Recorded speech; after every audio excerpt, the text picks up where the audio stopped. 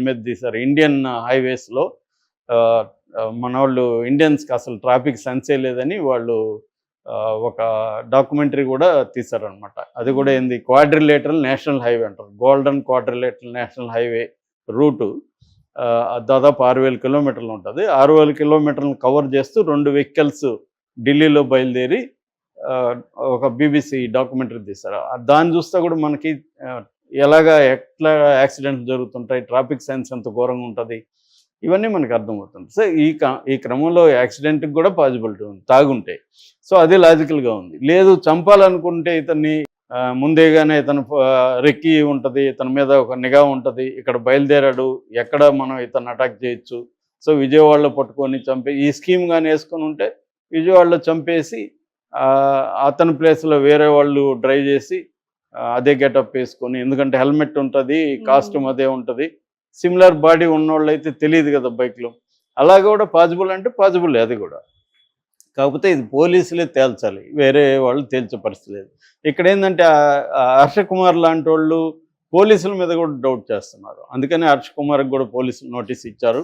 ఎందుకంటే ఎస్పీ డాక్టర్ని అర్ధరాత్రి కలిశాడు, అందుకనే డాక్టర్లు రాంగ్గా పోస్ట్ మార్టం రిపోర్ట్ ఇవ్వబోతున్నారు, అందుకే ఇంత ఆలస్యం చేస్తున్నారు అనేది కూడా ఒక ఆరోపణ. కాన్స్పిరసీ థియరీలు ఉన్నాయి కాబట్టి చంద్రబాబు నాయుడు ఎస్పీ నరసింహ కిషోర్తో దాదాపు ముందు రోజు 45 నిమిషాల పాటు మాట్లాడి దీని మీద ప్రజలకి విషయాలు తెలియజేయండి, లేకపోతే దీంట్లోకి గందరగోళాలు పెరుగుతున్నాయని ఆయన చెప్పడంతో ఐజీ వచ్చి నిన్న చెప్పారు. ఆయన బేసిక్గా ఏం చెప్పానంటే, ఈ అబ్బాయి ప్రవీణ్ పగడాల హైదరాబాద్లో 11 గంటలకి 24న ఉదయం 11 గంటలకు బయలుదేరాడు.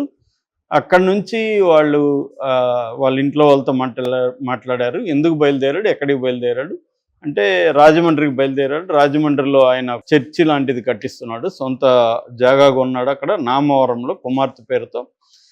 సో దాన్ని అక్కడ ఆకాష్ అండ్ జాన్ అనే 2 వ్యక్తుల ద్వారా అక్కడ కన్స్ట్రక్షన్ స్టార్ట్ చేయాలని ప్లాన్ ఉంది. అక్కడ హౌసింగ్ బోర్డులో అద్దె ఇల్లు కూడా తీసుకున్నారు ఉండడానికి వెళ్ళినప్పుడు. ఆ పని కోసం ఆయన వెళ్తున్నారు. ఇది ఆకాష్, జాన్ అండ్ వాళ్ళ భార్య ముగ్గురికి తప్ప ఎవరికి కూడా ఆయన రాజమండ్రి వస్తున్నట్టు రాజమండ్రిలో కూడా ఎవరికి తెలియదు. సో ఈ క్రమంలో ఆయన 11కి తన రాయల్ ఎన్ఫీల్డ్ మీద బయలుదేరాడు మార్నింగ్ 11కి. ఆ తర్వాత చౌటుప్పల్కి 1:29 minutesకి చౌటుప్పల్ దగ్గర విజువల్ దొరికింది. ఆ తర్వాత విజయవాడలో విజువల్ దొరికింది. విజయవాడ తర్వాత వాళ్ళకి విజువల్ అంటే విజయవాడ నుంచి మళ్ళీ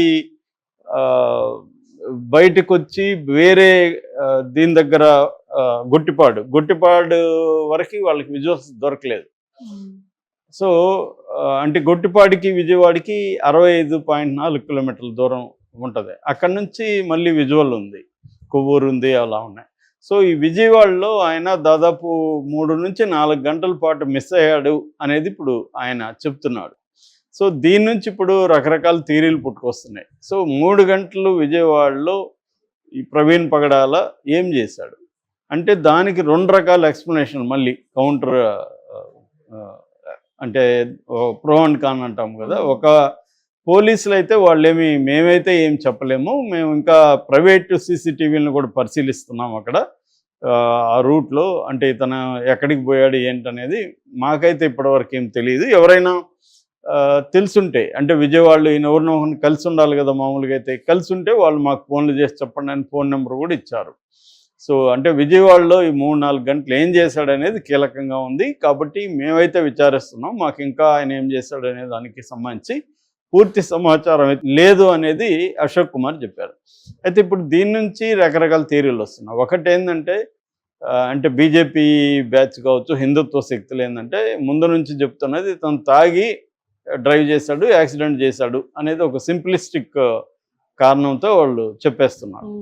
సో దానికి ఇప్పుడు ఇది ఉపయోగించుకుంటున్నారు. విజయవాడలో మనోడేం లేదు, వాళ్ళ ఫ్రెండ్స్తో కలిసి 3-4 గంటలు మంచిగా మజా చేశాడు, తాగాడు, అక్కడి నుంచి మళ్ళీ బయలుదేరాడు, మందు దీంట్లో ఉన్నాడు కాబట్టి అతను యాక్సిడెంట్ చేశాడు అనేది వీళ్ళ వెర్షన్. ఈ అసలు యాక్సిడెంటే కాదు హత్య జరిగింది అని చెప్పే వాళ్ళకి కూడా ఇది ఉపయోగపడింది. అంటే ఇక్కడే విజయవాడలో చంపేశారు, విజయవాడలో చంపేసి ఈ బైక్ని అతని కాస్ట్యూము వేరే వాళ్ళకి వేసి అతనిలాగా ఉన్న వాళ్ళకి బైక్ని అతని చేత నడిపించి అక్కడికి వేరే వెహికల్లో తీసుకెళ్ళి అక్కడ డెడ్ బాడీని వేసేసి యాక్సిడెంట్గా చేశారు. అక్కడ కెమెరాలు లేవు కాబట్టి ఆ ప్లేస్ని ఎంచుకొని అది చేశారు.